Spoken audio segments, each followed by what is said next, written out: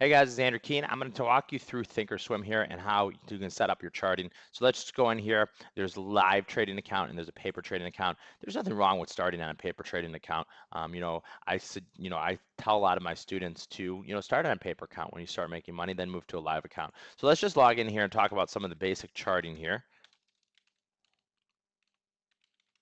While it properly loads.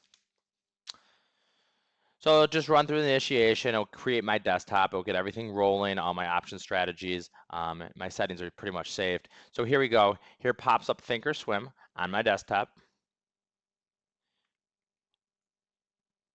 So what I'll do here is I'll just walk you guys through some of the features, some of the gadgets.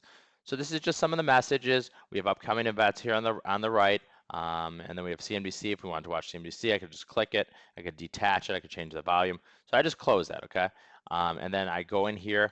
As you can see here, I already have a watch list. On the watch list on the left, I can add or subtract any stock. I have positions in all these stocks. Let's say maybe I wanted to add Amazon. Just put it in here. It will give me the last price. It will give me the net change. I can come in here and can change some of the features in here as well. I can detach it if I want to detach the gadget, and I can put it anywhere else. I have quote stocks over here too. Also live news. If I wanted to put in Amazon here, all the live news will show up.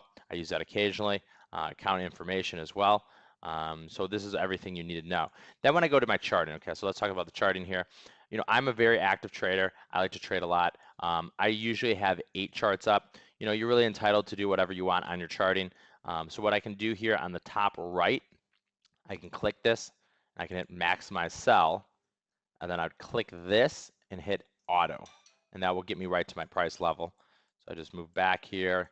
Okay, so this is S&P 500 futures on the daily chart.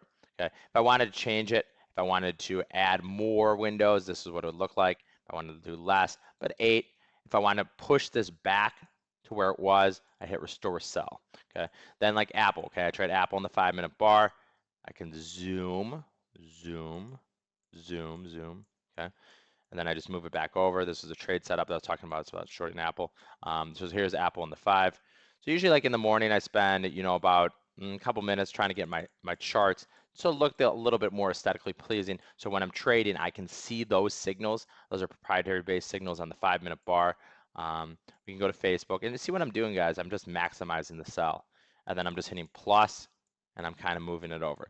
So I know it's going a little fast, but it's pretty easy how I can do it here. So this is Facebook on the 5. The 6 main stocks I day trade are Apple, BABA, Facebook, Tesla, GoPro, and Twitter. So, as you see here, we're going to walk you guys how to set up the Ichimoku Cloud. So, if you're like, oh, AK, this is great, but, how do I set up the Ichimoku Cloud? We're going to show you that here in a minute. So then we see here GoPro, and then we see Twitter. So basically, and then I use this bottom right one for, individual daily stocks. This is VNTV. I had a position on that one. So I can come up here, I can change a symbol. If I'm looking for something, I can go to, futures, options, indexes, and it's really, really easy to navigate. So, I like to use 8. So that's a really, really basic introduction of Thinkorswim.